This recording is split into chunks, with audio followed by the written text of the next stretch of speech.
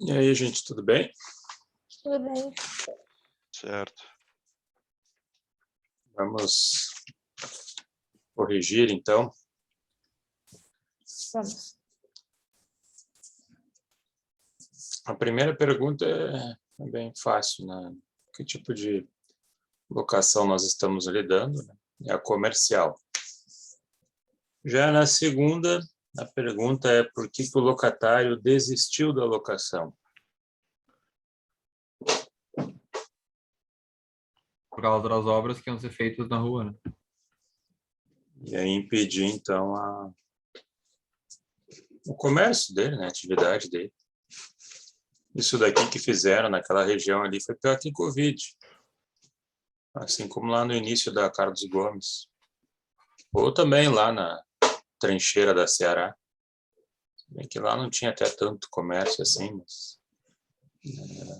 Porto Alegre, você fala em obras, é uma coisa infindável. Às vezes fazem várias ao mesmo tempo, ou às vezes contrata e descontrata, aí troca a empresa, faz nova licitação. Agora tá Nilo ali, né? Na parte da Nilo ali. Aí tu olha lá, um monte de maquinário parado, aí tem 5 empregados, só um trabalho, o resto fica olhando. O nível de entrega, assim, é fantástico. Se fosse na China, os caras faziam em semanas, né? Já nós é meses ou anos. Fora que isso daqui era ainda obra da Copa, né? Imagina, a obra da Copa que até hoje não acabou. Mas, então, enfim, não dá para apostar numa estrutura dessas, né? Não tem a menor garantia de quando isso seria ajeitado.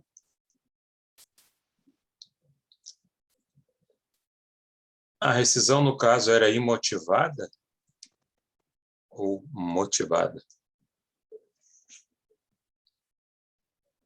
Era motivada? A causa dele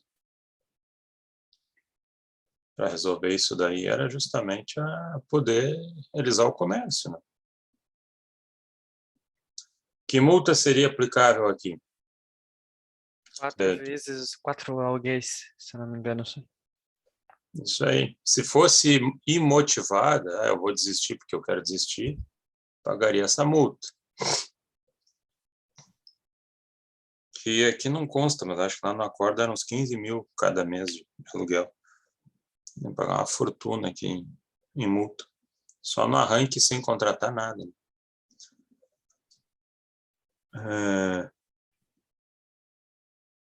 O contrato de locação está abrangido pelo Código de Defesa do Consumidor? Não.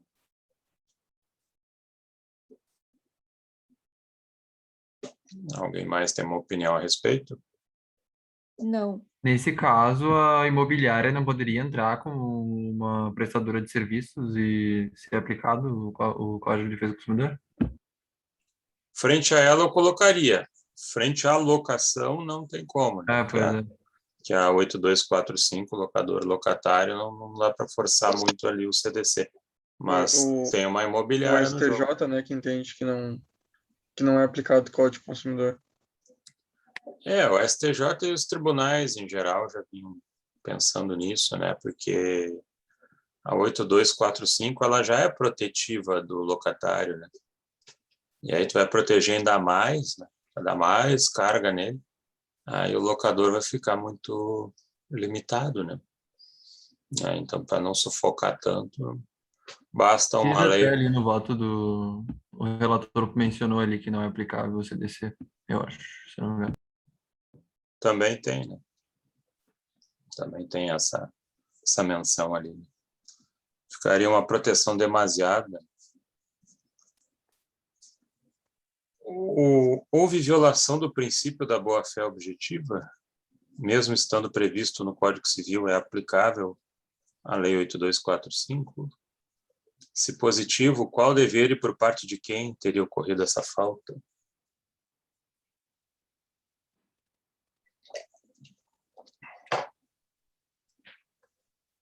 Bom, por parte do locador, né? Locatário. O locador é. O locador faltou com boa fé o objetivo e qual dever com o qual ele Isso aí falhou. que foi uma questão que a gente ficou em dúvida. Só. Dever de informar. Informação, acredito. O principal de informar, né? Mas aí vem no conjunto, aí no somatório, cooperação, lealdade, né?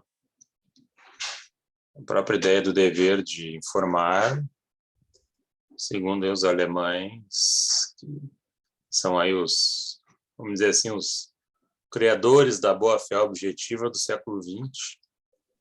Informar é dividir o que sabe, coisa que ele não fez aqui. Então, informar, depois lealdade, cooperação, transparência, nada disso. Ele queria empurrar o abacaxi para alguém. Até porque, fora isso daqui, ele não ia conseguir lugar para mais ninguém. Já sabendo que ia acontecer, já queria se garantir ali. Não queria se garantir ali. Então, de fato, houve má fé por não informar. É que assim, a má fé a gente entende como sendo o dolo, né? É o próximo do estelionato, né? Tu engana alguém, né? Tu simplesmente engana. A boa fé tu não chega ao ponto de enganar, mas tu também não é nada cooperativo, tu é exclusivamente individualista. O que Ou importa seja, não agiu de má fé, ele só não agiu de boa fé, por assim, de uma forma mais... é por isso que a gente diz assim, ele não agiu com boa fé objetiva, porque tem a boa fé subjetiva, né? Boa fé subjetiva é você crer que está agindo conforme a lei. Ele omitiu né? um fato que... E assim faltou com a boa fé. Essa boa fé aqui é uma falta de pensar no outro. Não é não é estou te enganando. Eu não estou te enganando, mas também eu não estou interessado em te ajudar muito. Essa seria a ideia de boa fé objetiva. Tu te vira, vai te resolver, vai descobrir. Essa seria mais ou menos a ideia de boa fé objetiva. Mas então, se tem uma obra programada, o locador ele não tem que informar já que pode acontecer essa obra e vai te inviabilizar alguma coisa. Isso seria o plano ideal ético, né? Isso seria o que a gente esperaria de uma visão mais ética contratual, né? Só que não é o que a gente acaba vendo muito na vida, né? Eu vou dizer assim, muitos contratos são tranquilos, né? A gente vive de contratos, né? Imagina se todos os contratos fossem um problema, né? A vida seria insuportável. Mas tem muitos onde se acentuam essa falta de cooperação e isso gera danos, né? Não é pequenas coisas que a gente está falando aqui, né? Aqui nós estamos falando de arrebentar com o negócio do locatário. Né? O cara ia falir aqui, ia ser só prejuízo. Imagina um local aí de festa de criança que tu não tem nem acesso para as pessoas, cheio de cano, ferro, não tem nem como fazer uma festa. Né? Mas vai levar as crianças lá dentro. Ninguém ia querer pagar por um lugar assim. Então, de fato, houve a violação e por não informar, sim. Exato. Que a boa-fé é um conceito muito aberto, né? O que é a boa-fé? Então, para se traduzir ela em alguma coisa mais factível, mais concreta, tu vê ela como um produtor de deveres, que a gente chama de deveres anexos, que fazem parte da estrutura contratual, mas não está escrito lá no contrato. Né? Tu não vê lá no contrato escrito vou ser leal, vou ser cooperativo, vou informar bastante. Tu De pressupõe má que fé isso... seria se ele tivesse mentido, né, senhor? Tipo, dizendo que não ia ter obra, por exemplo. Má fé já seria isso. Aí já tu tá já enganando o cara. Né? Tu sabe que vai ter e tu diz que não tem. Aí isso tu anularia o negócio por dolo. Né? Aí é outro sentido.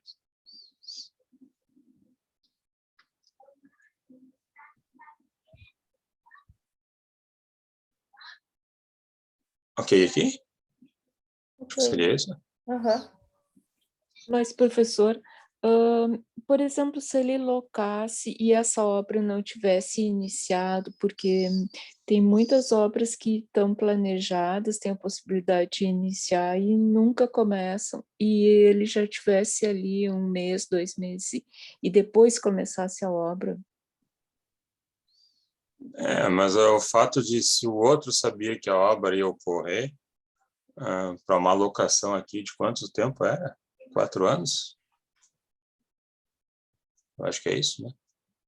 Era. Uhum. 4 anos, né? Quer dizer, uma coisa é tu nem avisar porque a obra vai começar depois que ele usar, né? Agora, já na largada, primeiro e segundo mês, com a casa impedida de uso, a desgraça só não foi maior porque ele não chegou a investir para reformar a casa.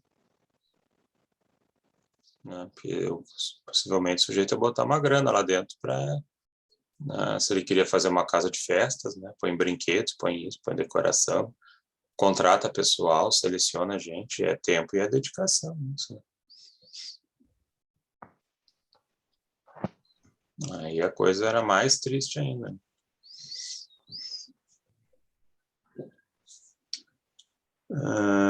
Como é que o locatário conseguiu demonstrar que não recebeu informações adequadas? O documental é testemunhal ali, pelo que deu para ver no texto. As fotografias e a testemunha Andréia. Arquiteta, né? E tem um e-mail, né, de 4 dias depois que salvou a pátria dele, ele também, onde ele informa que não quer mais, porque ele descobriu que ia ter obra. Descobriu por conta, né? Uma coisa era ter um baita, um outdoor dizendo, vai ter obras aqui. E aí o cara insiste, bom, né? Aí tudo bem. Aí ele tinha conhecimento, mas não era o cenário.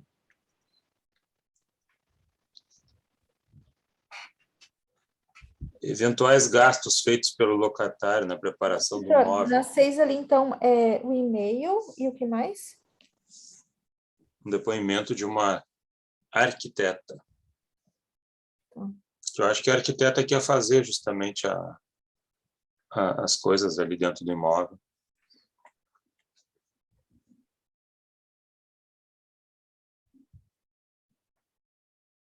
Uhum. Eventuais gastos feitos pelo locatário na preparação do imóvel seriam imputáveis ao locador?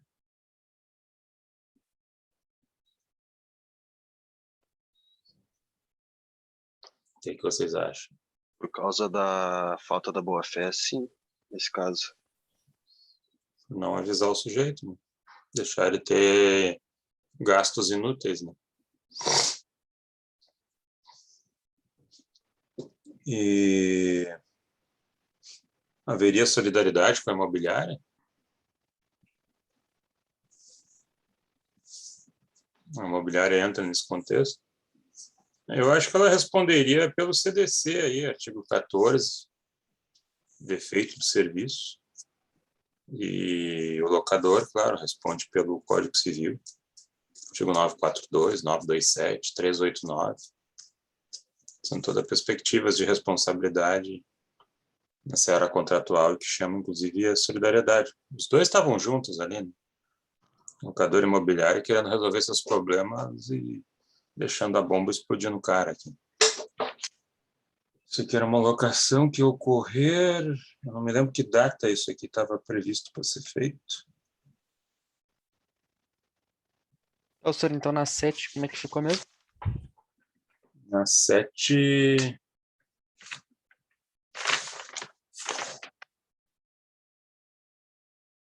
Sim, serão imputáveis ao locador, com solidariedade da imobiliária, essa podendo responder, inclusive, à luz do CDC.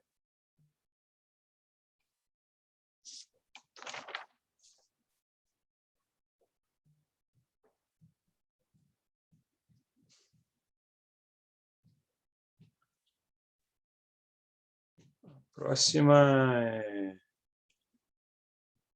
a programação de obras é motivo à rescisão com as teorias revisionistas? quebra da base, onerosidade excessiva, teoria da imprevisão. Acredito que não, professor. Se não fosse nenhum caso de boa-fé, né? Tava de boa, nem o locador também não sabia, vamos supor. Mas o locatário é o negócio dele, né? Vamos supor que nenhum dos dois soubesse. E aí Previsível, de fato. começa a locação e eis que surge isso. Poderia colocar em função do artigo 478? É uma boa. Professor, acho É que uma boa. acho que eu não entendi direito a pergunta ali, porque diz o fato de haver uma programação de obras junto à via, a qual seria estabelecido o comércio, seria motivo para a resolução do contrato com base na teoria da imprevisão, supondo que tal cenário fosse desconhecido por ambas as partes. Então não seria uma programação de obras no início ali da pergunta, né? Digamos que tu venha descobrir depois, né? Começa a Que locação e tu no venha caso, descobrir que já tinha uma coisa, né? Em andamento, sim, a né? administração não informou, então. Não Era tornou, público. não era Sim, público, né? tá, ok. E eis que surge no colo, né? Do pessoal essa questão aí. E a dúvida é, será que eu poderia usar uma dessas teorias aí para colocar fim ao contrato? Ok. Eu poderia não falar de obras, eu poderia falar do Covid. Né? Tô ali alugando em janeiro. Em janeiro a gente ouviu falar do Covid, mas eu me lembro do pessoal brincando ainda. Covid tudo. Tinha gente que dizia, Covid só atinge idoso e tal. Isso em janeiro de 2020. Mas o Covid era algo com mais imprevisão do que uma obra, né? Em fevereiro a gente estava fazendo carnaval no Brasil, mas o Covid ele já estava se falando dele ali por Dezembro, né? Dezembro, né? Os chineses já sabiam um pouco mais, mas aí começou a tomar corpo, né? Ali por dezembro e a gente apostando, não vai dar nada, não vai dar nada. E aí parou o mundo, né? Então, nesse não vai dar nada, o sujeito pega e aluga, né?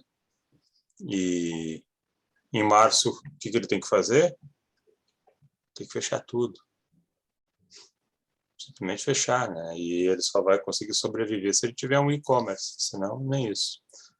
Mas para você ter um e-commerce, não precisa alugar uma loja de rua sofisticada, né? Basta ter um galpão aí para botar uns telefones ali ou deixar que o iFood e outros vendam para você e aí você paga a comissão.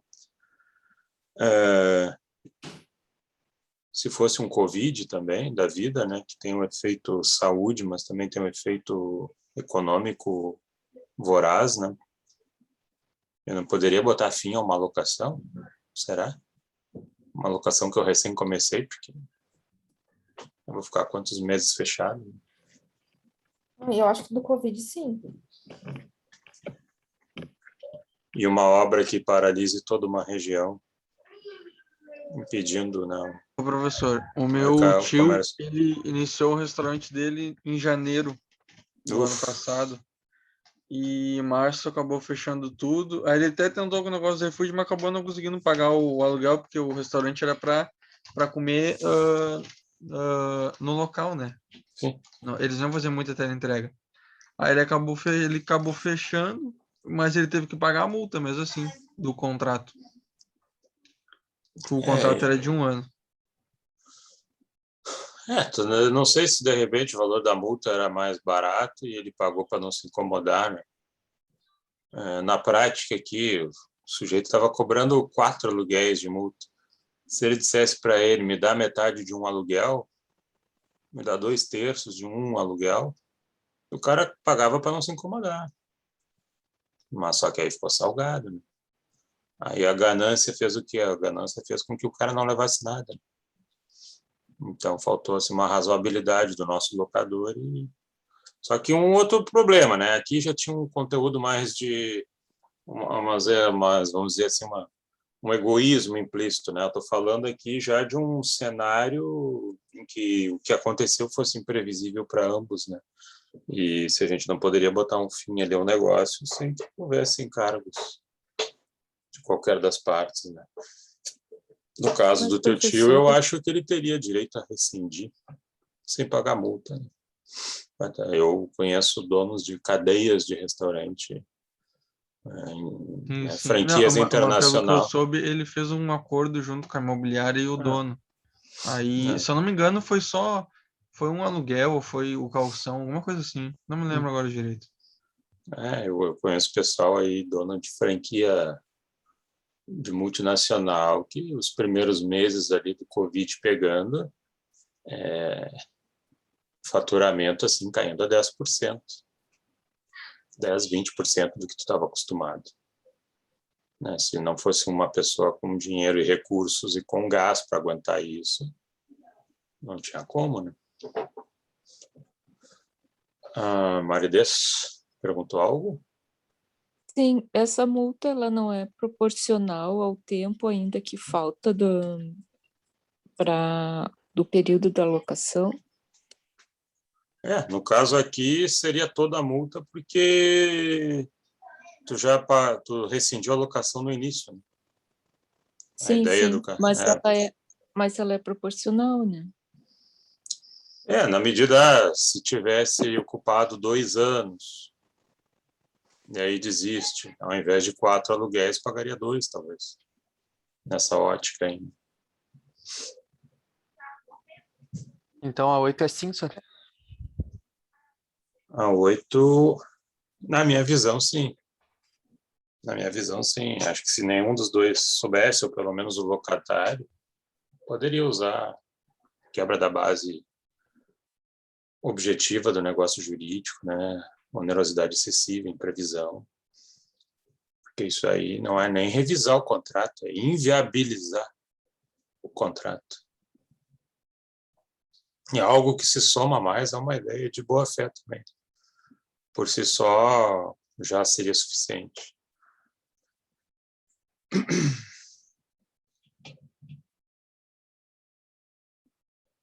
Muitos shoppings, né, deixaram de cobrar aluguel e até reduziram a taxa de administração para o pessoal não fugir, né? O shopping fechou, né? Então, vê se tu consegue segurar aí. Os aluguéis de março e abril foram integralmente, assim. Se não só a praça de alimentação sobrevivia, né? E nem, tipo, em março nem a praça, e abril também não. Não. Né? O pessoal da alimentação, como eu disse, até o setembro começou a melhorar um pouco, né? Mas até ali aquele período, por mais que tu fizesse para iFood, era 10, 20% do faturamento que tu estava acostumado. E o iFood ainda é caro. A comissão deles é cara. Mas o sujeito não quer ter, claro, não vai pagar os encargos de um motoboy próprio, mas o iFood e esses outros aí são caros para o empresário.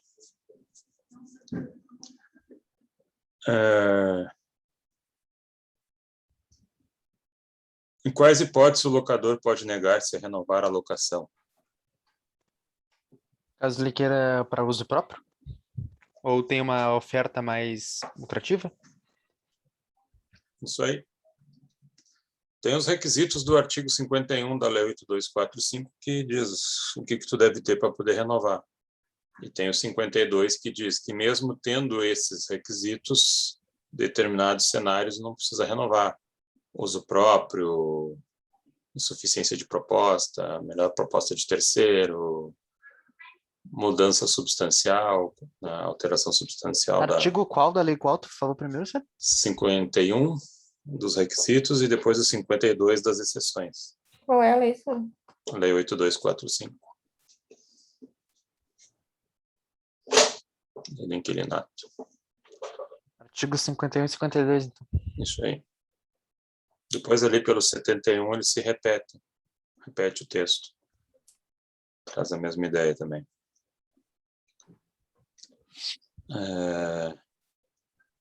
E aí, a última, qual a posição dos tribunais pátrios acerca da impenhorabilidade do único bem de família do fiador de locação residencial e comercial? Do fiador pode usar o bem de família nessa. Só do executado que não, né? Não entendi. Eu me assim? lembro que, tipo, no caso de fiador, dá pra penhorar um bem de família, né? Só no caso do executado que não, né? Do devedor, no caso. O devedor locatário, tu não pode penhorar o bem Sim, imóvel de exato. família dele. O Mas- fiador deveria poder. Deveria poder porque na Lei 8.009, no artigo 3º, inciso 7, está dito que poderia, né, penhorar o bem de família do fiador. Só que aí o STJ começou a brincar de julgar em cima do setor fiança locatícia, e aí a coisa complicou. O que vocês chegaram a observar? Eu até falei isso numa das aulas. O que nós temos hoje de, não digo última opinião, mas opinião mais recente? Residencial pode, comercial não só. pode. Exato. O STJ diz que qualquer um deles, seja fiador de locação comercial ou residencial, vai ter o bem penhorado. E o STF, em março de 2020, diz não. O fiador... em março de 2020, ele disse que nenhum fiador vai ter o imóvel penhorado. E depois, lá em novembro de 2020, ele disse que não, o fiador do contrato de locação comercial pode ter penhorado o seu imóvel. O fiador da locação residencial não pode. A lei não diz isso, né, em nenhum momento. Eu não sei nem por que isso está lá, basicamente. Porque não é um tema que flua, né, diretamente da Constituição Federal. Isso Então, o que está correto é o que o STF disse. Quer dizer, não que seja correto, mas é o que se leva em conta. Digamos assim, se alguém perguntasse hoje o que nós temos, nós temos uma última decisão do STF que diz que o imóvel residencial do fiador de locação comercial pode, o da residencial não pode. Ou seja, se você é fiador de qualquer pecinha comercial por aí, a tua casa pode ser penhorada. Se o devedor não... Exatamente. É. Aliás, não, exatamente. Mas desculpe, o residencial, se tu é fiador de um imóvel residencial, tu vai ter a tua casa penhorada. Se tu é fiador de um imóvel comercial, tu não terá ela penhorada. Então, assim, vale mais a pena ser um fiador de imóvel comercial. Aí alguém vai perguntar, por quê? Uma das ideias que circunda em torno disso é que o sujeito locador que loca o imóvel residencial precisa mais daquele dinheiro do que o sujeito que loca imóvel comercial. Porque quem loca imóvel para fins comerciais teria mais imóveis, né, supostamente para esse fim, Teria mais recursos e pode aguentar mais tempo sem receber. Pode suprir melhor uma inadimplência. Já o sujeito que loca imóvel para fins residenciais dependeria mais daquele valor e aí não tem como suportar tanto uma inadimplência.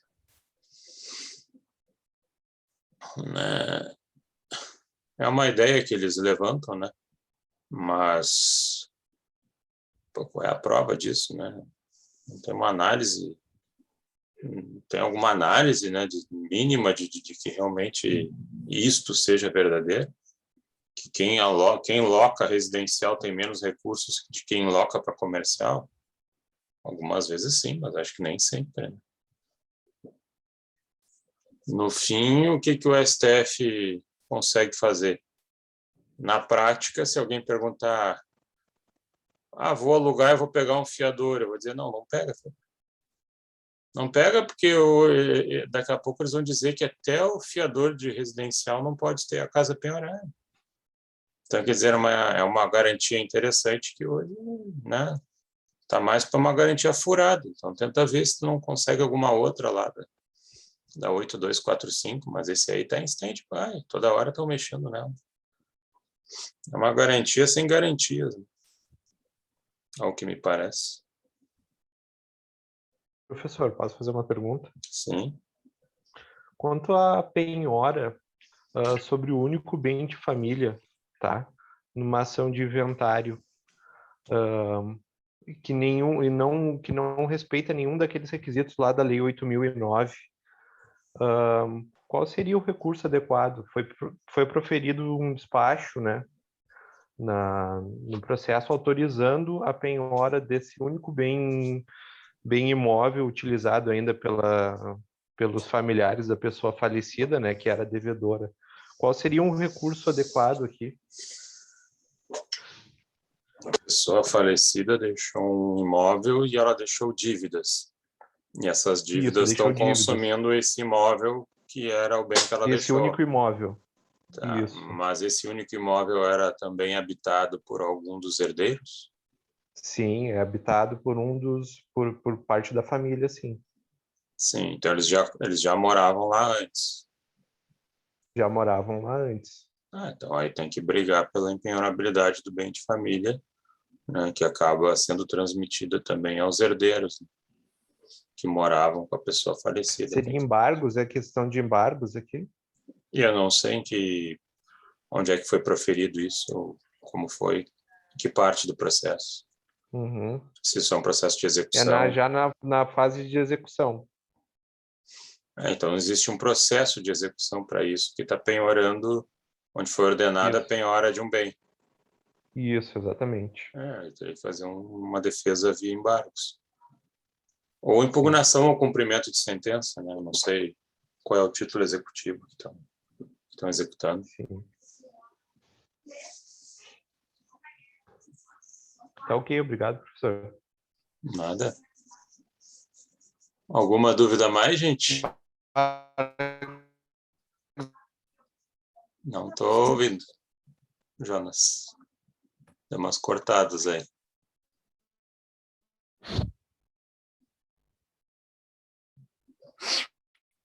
Não estou. Acho que não está vindo aí.